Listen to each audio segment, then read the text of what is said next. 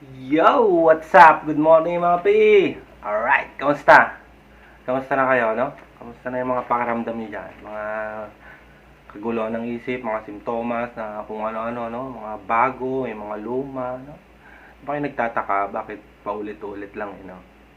Nangyayari kasi yan kasi meron nang nabuong behavior sa inyo, no? Or nagkaroon na siya ng parang, di ba, yung balikan natin yung mga lumang vlog, yung mga neuro pathway, no? Dumidiretso na siya kagad doon, no? So, ang kailangan natin doon is papalitan natin yung ano, hindi naman natin tatanggalin yun eh. Papalitan lang natin ng panibagong daanan. So, yun ang paraan doon para mabago siya, no? Kamusta na nga pala kayo, no? Para kung umiilaw ngayon, no? Dito, about dito sa likod ko naman, no? Merong na, ano dyan, na parang natitrigger sila dito sa mata, no? Wala, yan. Ang dumating sa akin is ito, ang in-order ko yung mga constellation. Pero okay na rin yan. About naman dun sa yellow basket natin, no? Salamat dun sa ibang nag-send, no? So, ayan. Ang topic natin ngayon is improvement, no, ng ating mental health. Para sa lahat na rin, no? Kahit naman na mga naka-recover na or mga walang anxiety, no? Especially sa may mga anxiety ngayon, mga nakakaranas na medyo hirap na hirap pa ngayon, no? Nalilito pa sa mga bagay-bagay na nangyari. Pero, ito, bibigyan ko kayo ng mga ilan lang, no? Ilan lang sa mga dapat nating ma-improve para maging maayos ang ating mental health. So, yun, ha? Intro.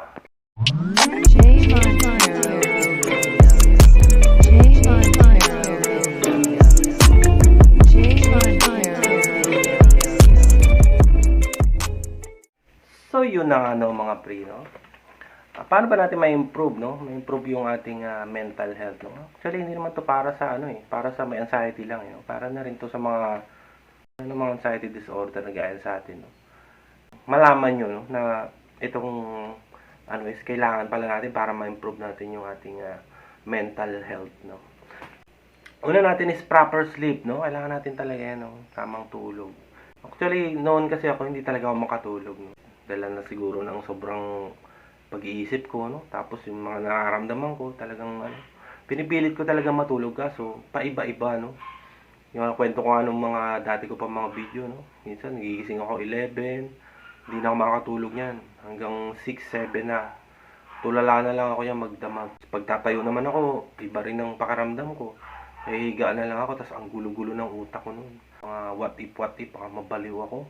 Baka ito na yun, baka yan, nahihirapan din ako huminga, baka mamatay na ako ngayon. Diba? Sorry sa word. Pero yun talaga yung naisip ko noon. Tapos, sabayan pa ng COVID ko, no, na sobrang gulo-gulo na talaga ng isip ko. So, ang kailangan natin doon is, makabawi ng tulog, no.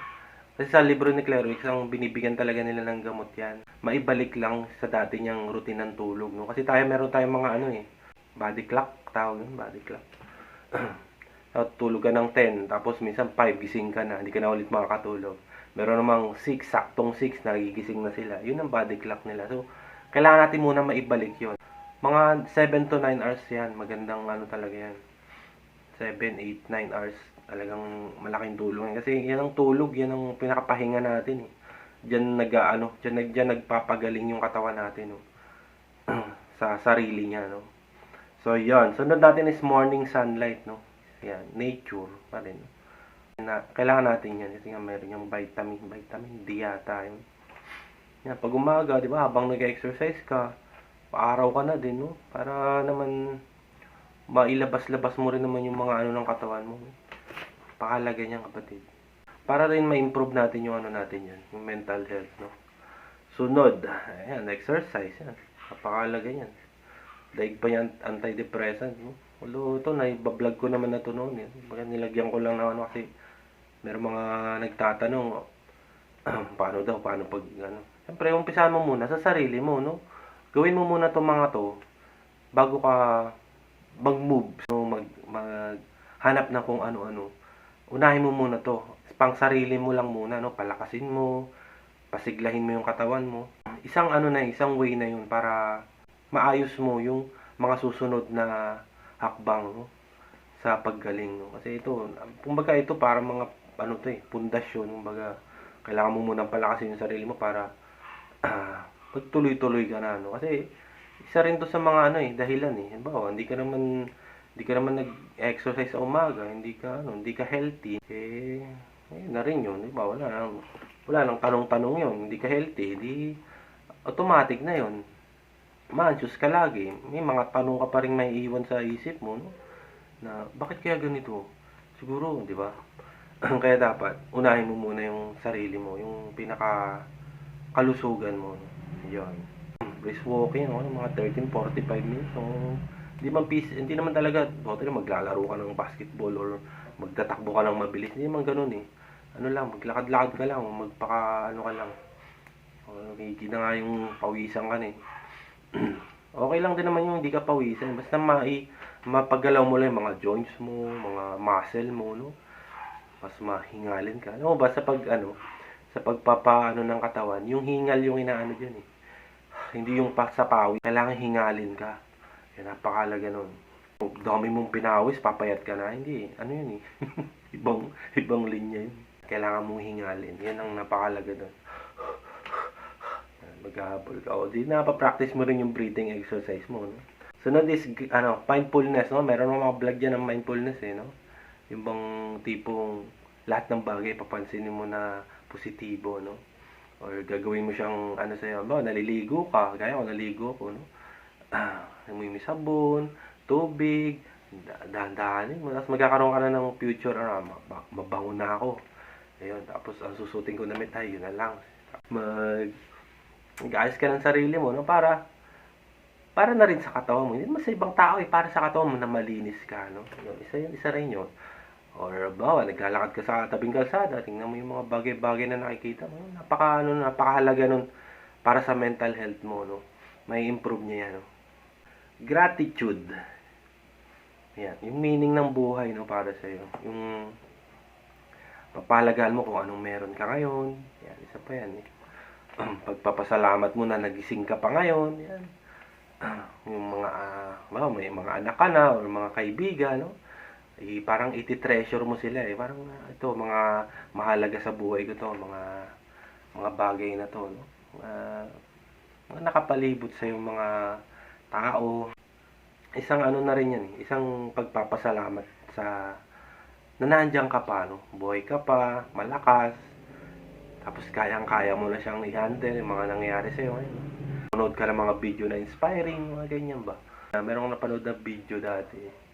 Sabi na magpakabait ka na, napakalaking tulong sa mental health mo yan. Magpakabait.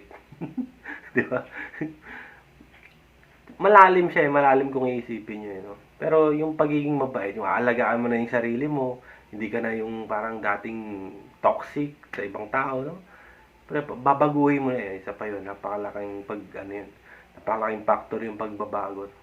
Kaya kayo ngayon, medyo hirap pa, no? Kailangan nyo lang din ng pagbabago, no? Tsaka pagmamahal sa sarili. Spend time to your friend mga kaibigan mo, no? Yan, isa pa yan. Pero kung wala ka namang kaibigan, syempre maghanap ka ng mga bagong kaibigan. Lalabas ka na rin sa comfort zone mo pag ganun Yan, isa pa yan, comfort zone. Sa mga taong hindi naman pala kaibigan, no? Hindi naman sa kaibigan na harapan mo Kahit sa mga chat-chat lang, mga alam mo na mga klase mo dati, mamustahan, mga ganyan ba? Yun, nun. Minsan makapag-share ka, no? Sabi ko nga sa inyo, napakalagi ng mag-share sa ibang tao bahagi ba? Buhay-buhay mo dati. Okay lang naman yun. Huwag lang triggering mga pangit na yung kwentuhan, di ba? Kaya ako minsan, kapag may mga kwentuhan akong pag pangit na yung usapan, malayo na ako. I-change topic na, di ba? Kaya parang hindi naman sa iniiwasan, pero wala hindi na makakatulong yun. Parang nangyari, chismisan ang nangyari nun. Sunod natin is good eating habit, kapatid. Yan, isa pa yan. Kailangan, sa mental health, kailangan mo ng mga malusog na pagkain, no? Mga tama, maraming makukuhang mga source. Hindi gaya ng mga junk food, mga kung ano-ano, no? Mga maalat, sobra, no? Okay lang din, mga paminsan-minsan, pero yung gagawin mo na siyang palagian, iba na yun.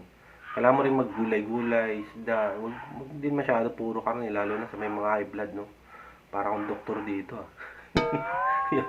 Napakalaga nun para ma-improve natin yung ating mental health, no? Kasi Minsan nasa pagkain din kasi yan minsan eh.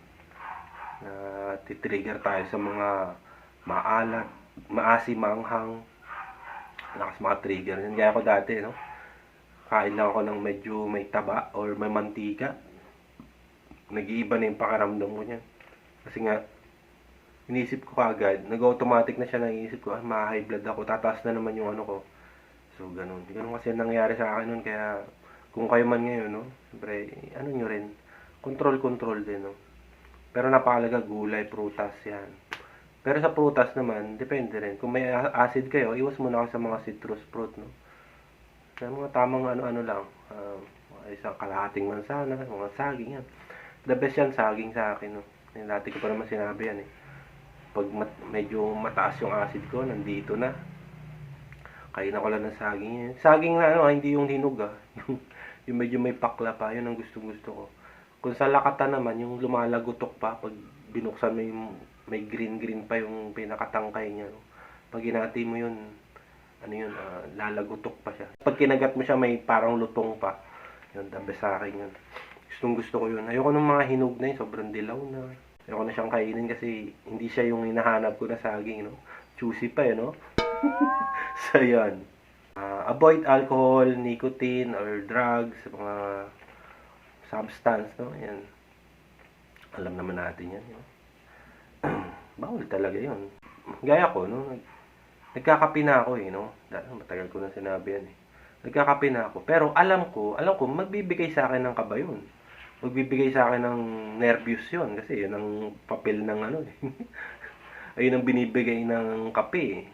Nervyos din ako. Pero yung struggle ko, na hindi ko siya alam kunwari, hindi ko siya alam na ganun, wala na yun sa akin, no? Makakaramdam ako na bumibilis yung tibok ng puso ko, no? Okay lang yun. Alam ko kasi, nagaling yun sa kape. Pero yung iniisip ko na maaatakihin ako dahil dun sa kape na yun, hindi na ganun. Kasama yun eh. Kasama sa ano ng kape yun, no? Kaya, kung sa iba sa atin, no? Huwag na kayong magulat dun, no? Kasi alam mo naman natin ng kape, nakapagpabilis yan eh. Tsaka, yung sa umaga, di ba? Nakapagpabuhay sa tao, no? Yung iba nga, ginagawa ng almusal yan. Yan ang almusal na, sunod na tanghalian na, no? Pero sa iba, no? May mga matataas pang acid, tsaka matataas pa yung nervyos, no? Huwag muna. Pasaway, no? Yan. So, nares magpa-doktor ka, no? Magpa-doktor ka bilang, para yung mga tanong mo, no? Mga tanong mo sa isip, mga kaguluhan, mga kung ano-ano mga pakiramdam, no? Doktor ang sasagot niya, no? Isa rin yan sa nagpapalinaw, no? Nagpapalinaw ng kaisipan mo na, ito pala, ito ganyan. Especially sa mga psychotherapist, no? Magpatingin kayo, no? Sa inyo naman yan, eh. Kung gugustuhin nyo, di ba? Kung talagang hirap na kayo, no? Talagang hindi na, sa'yo, komportable or malaki na sa buhay mo, no? Siyempre, kailangan mo na magpatingin, no? So, yon. Self-talk affirmation, di ba? Meron na mga vlog niyan, self-talk, eh. Yung gaya ng pag may kinakausap kang mahal sa buhay, ganun din ang sasabihin mo sa sarili mo. Alagaan mo yung sarili mo, mag-iingat ka palagi, yung mga ganyan ba. Halimbawa, yung anak mo, no? May anak ka na. Wag ka dyan. Mag-iingat ka. Hindi naman yung sobra, no? Alam mo namang delikado, gagawin mo pa, di ba? Tsaka yung mga OA na masyado, no? Hindi naman ganun, no? Siyempre, yung pagmamahal mo bilang tao, sa ibang tao, yun, ganun lang din. Parang ibabalik mo lang din sa sarili mo. Gaya ng pagpapamasahe, no? Or pagpapamanicure, paglilinis ng katawan, no? Isa na rin yan sa pagmamahal mo sa sarili mo, no? Tapos pagdating naman sa self-talk affirmation, kaya ko to, hindi ako matatakot, mahal ko yung sarili ko, okay lang din naman maging ganito, okay lang naman anxious ako, wala naman, hindi naman delikado, yung mga ganyan ba. Hindi naman harmful to, okay lang ako, malusog ako, ibang tao, hindi naman mga toxic na tao, iwasan ko na lang sila, ganun. Parang, anuhin mo lang din yung sarili mo, no? Hindi naman babyhin eh. Bigyan mo lang siya ng, tamang treatment. No? Sasabi ka din sa sarili mo na, "Ay, kaya ko to," mga ganyan ba. So, yun lang mga kapatid, no? Maraming salamat sa inyong pakikinig, no? Sana may natutunan kayo, no? May na ano kayo kasi ito para naman to sa ano no? Kahit mga walang anxiety, no? Para alam ko makakatulong to sa inyo, ma-improve yung ating mental health, no? Kasi hindi naman kailangan nating magmadali or mag ano kagad, no? Dumiretso kagad sa ganun. Kailangan muna nating malaman to, no? Kasi unahin muna natin yung ating sarili, no? Pagmamahal sa sarili.